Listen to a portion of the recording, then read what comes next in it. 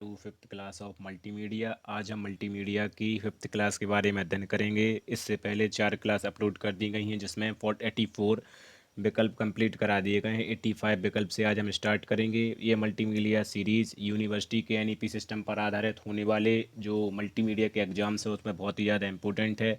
Guarantee देता हूँ कि इस सीरीज़ से आपके लगभग 70 to 80% जो क्वेश्चन है वो ज़रूर आएंगे। इसलिए आप सीरीज़ को पूरा कवर करें। और आइए अब हम 85 विकल्प से स्टार्ट करते हैं। Now design to create a particular look a content colour scheme slide and title master with custom formatting and font style. एक विशेष रूपता बनाने के लिए डिजाइन किया गया में कस्टम स्वरूपण और फॉन्ट शैलियों के साथ रंग योजना स्लाइड और शीर्षक मास्टर शामिल है। इसका ऑप्शन है टेम्पलेट। क्या होता है template? Option A is the correct option. Now 86 निम्नलिखित में से कौन सी फॉन्ट शैली नहीं? विच one of the following is not the font style? तो आप खुद ही जानते हैं कि आपने कई टाइप की फॉन्ट स्टाइल कभी आपने अगर कंप्यूटर में टाइपिंग की हो तो उसमें देखते हैं फॉन्ट स्टाइल आउटलाइन भी होता, बोल्ड भी होता और शैडो भी होती है, बट कार्व टाइप की जो फॉन्ट लाइन होती है वो नहीं होती है, फॉन्ट नहीं होता है, इसलिए option C is the correct option. Now 87 what is the QuickTime एबेंडेड HTML कमांड? क्विक टाइम एबेंडेंट भजन कमांड क्या है? तो इंग्लिश में पढ़ें, what is the QuickTime एबेंडेंट HTML कमांड? तो ऑप्शन बी HREF। HREF का फुल फॉर्म आप याद कर लें, hyper text reference. Hyper text reference. Okay. Now 88 Macromedia से मैक पीवीसन के लिए पोस्ट स्क्रिप्ट टाइप और बिट मैप्ड फॉन्ट बनाने के लिए इस्तेमाल किया जा सकता है जिसमें एक मुफ्त शामिल है हाथ खींचने का उपकरण। नाउ इंग्लिश में पढ़ते हैं अपन। From Macromedia can be use to create PostScript TrueType and bitmap font for Mac पीवीसन include a free hand drawing tool. तो ध्यान करना, फॉन्टोग्राफर, तो आप ऐसा याद कर लें इसकी ट्रिक, MP सन फॉन्टोग्राफर। MP सन, मैक से उठा लिया M, PB से उठा लिया P और सन से सन, तो MP सन फॉन्टोग्राफर। ठीक है, तो MP सन फॉन्टोग्राफर से आप इसको ऑप्शन डी करेक्ट लगा सकते हैं। नाउ 89 अक्षरों के किनारों पर रंगों के सम्मिश्रण की अवधारणा को पहचानने कोमल प्रभाव पैदा करने के लिए है, तो option A is the correct option, anti aliasing. Now देखते हैं इंग्लिश में। Identify the concept of blending colour along the edges of letter to create a gentle effect. तो इसका option is the correct option, anti aliasing.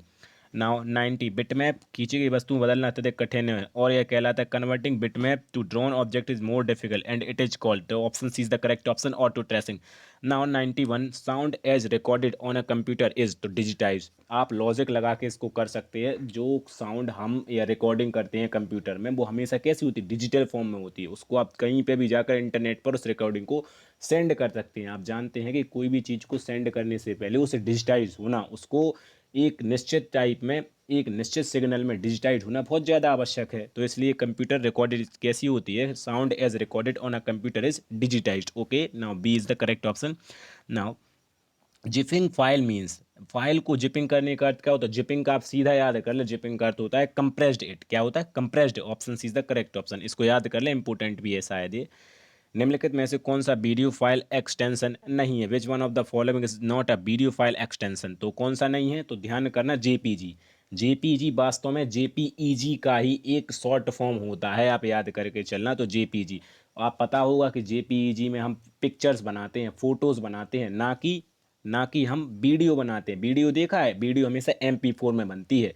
ठीक है, और ABI में भी बनती है। ABI का फुल फॉर्म क्या होता है? Audio video interleave. देखो वीडियो आ रहा है इसमें, ठीक है, तो ऑडियो वीडियो इंटरलीव भी वीडियो के लिए यूज़ होता है। MP4 भी होता है, QT भी होता है। ठीक है, तो JPG is the correct option, D is the correct option. Now जब ध्वनि का डिजिटलीकरण किया जाता है तो ध्वनि के एक भाग को जिस आवृत्ति से लिया जाता है और संग्रहित किया जाता है उसे कहते हैं when sound is digitize the frequency with which is section of sound is taken and stored is known as the, तो option D is the correct option, sampling rate. Now 95 ध्वनि बजाने की प्रक्रिया नमनाकरण दर फाइल डी अभी भी है downloading को क्या कहते हैं? The process of playing a sound file while part of the file is still downloading is called. तो इसका होता है स्ट्रीमिंग। ठीक है, तो आप लोग क्वेश्चन को इंग्लिश में ही पढ़ना, हिंदी में नहीं पढ़ना। मैं बार बार 4 से 5 वीडियो में बताया जा रहा हूँ, आप देख सकते हैं हिंदी कितनी क्लिष्ट है, आपको यह समझ में नहीं आएगी, इसलिए आप इंग्लिश में पढ़ें। इंग्लिश आपको आसानी से 2 से 3 बार पढ़ेंगे, ऑटोमेटिकली दिमाग में उसकी इमेजेस बनने लगेगी और आप तुरंत ऑप्शन को एकदम सही सही टिक करके आएंगे। ठीक है, तो the processing of playing a sound file while part of the file is still downloading is called, तो स्ट्रीमिंग। अब पता होगा कि जब लाइव स्ट्रीमिंग चलती है यूट्यूब पे तो ऑटोमेटिक वीडियो आगे की डाउनलोड होती जाती है, वो सफ़ेद सी वो बिंदी रहती है, वो आगे धीरे धीरे बढ़ती जाती है, ठीक है। तो स्ट्रीमिंग। नाउ 96, निम्नलिखित में से कौन एक पेंटिंग प्रोग्राम और इमेज एडिटिंग प्रोग्राम है? Which one of the following is the painting program and image editing program? तो क्या होता है? फोटोशॉप। फोटोशॉप कंप्यूटर में होते हैं, आप जानते हो इमेज को एडिट करना पड़ता है, तो फोटोशॉप में जानते हैं, तो जनरली इंपॉर्टेंट है और ये मोस्ट लगा हुआ है, तो इसको आप ध्यान से याद करना। ओके। और ये बहुत ही ज़्यादा important, JPEG compression technique is, तो ध्यान करना जेपीईजी लॉसी है, तो option A is the correct option, ठीक है। क्या है? ए इज द करेक्ट ऑप्शन, ठीक है। और ध्यान करना जो जी आई एफ है, क्या है? G I F graphical interchange format, जी होता है लॉस लेस, और जेपीईजी कैसा होता है? लॉसी, ठीक है। और T I double F tagged image file format, जी कैसा होता है? जे भी लॉस लेस होता है, ठीक है। Now T I double F stands for, तो टी आई डबल एफ का फुल फॉर्म क्या होता है? तो जेपीजी कंप्रेशन टेक्निक कैसी थी? लॉसी, तो ऑप्शन उसका ए हो गया था correct. Now T I double F stands for, तो tagged image file format, tagged image file format, option B is the correct option. Now raster image are also known as, तो bitmapped image, क्या? Bitmapped image, option is the correct option. Now A 16 bit छवि कितने अलग अलग प्रतिनिधित्व colour करने में सक्षम होती है? तो option D is the correct option, 65 536, option D is the correct option. A 16 bit image is capable of representing how many different type of colour? तो 65 और 536, option D is the correct option. Now निम्नलिखित में से कौन सा रंग विनिर्देश प्रारूप नहीं है? Which one of the following is the colour specific format? तो ध्यान करना आरजीबी और एचएसबी और सीएमवाई के सब कैसे होते हैं? कलर स्पेसिफिकेशन फॉर्मेट होते हैं। GIF graphical interchange format, J कैसा होता है? कलर स्पेसिफिकेशन नहीं होता, option C is the correct option. Now एक 102 question, a small version of image is called, 2 बार रिपीट हो चुका है क्वेश्चन, तो बहुत ज़्यादा इंपॉर्टेंट है, आप इसको छाप लें दिमाग में। तो इसका करेक्ट ऑप्शन है small version of image is called thumbnail, क्या? Thumbnail, D is the correct option. Now in monochrome monitor each pixel has a black and white value between between 0 to 250, 0 to 250, option is the correct option. Now 104 number विकल्प है अपना, एक प्रसारण video छवि मानक TV screen पर fit होने से बड़ी यह कहा जाता है? तो इंग्लिश में पढ़ेंगे अपन इसको। Now A broadcast video image is larger than will fit on standard TV screen, this is called the over scan, over scan, option A is the correct option. अरे लार्जर, लार्जर का मतलब क्या है? Over, अपन कहते नहीं है कि large है, बहुत बड़ा है, लार्ज हो गया कोई चीज़ तो ओवर हो गई, कहते हैं ओवर चीज़ हो गई है, तो इसका आप ट्रिक से याद कर सकते हैं। तो larger than will fit on standard TV, तो ओवर स्कैन, ओवर मतलब होता है लार्ज एक प्रकार से, ठीक है। तो option is the correct option.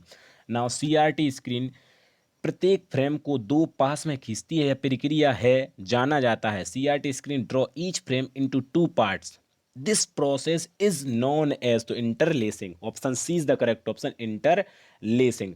तो यहाँ पर हम 105 विकल्प को कंप्लीट करते हैं और यहीं पर हमारा 5वां जो पार्ट है मल्टीमीडिया सीरीज़ का वो समाप्त हो जाता है। अगले 6वें पार्ट में हम इससे आगे के विकल्प को कंप्लीट करेंगे।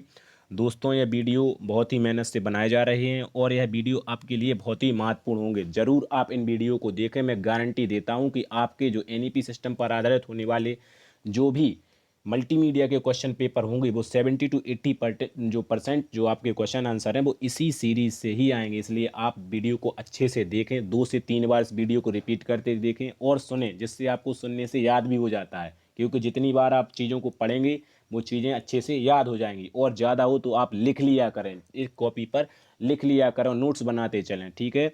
तो इसके बाद हम अगली वीडियो में मिलते हैं। ओके, गुड बाय दोस्तों। और अगर वीडियो अच्छा लगा हो तो लाइक करें, अन्यथा डिसलाइक करें, डिसलाइक का रीज़न कमेंट सेक्शन में ज़रूर लिखें। ओके, जय हिंद, गुड बाय फ्रेंड्स।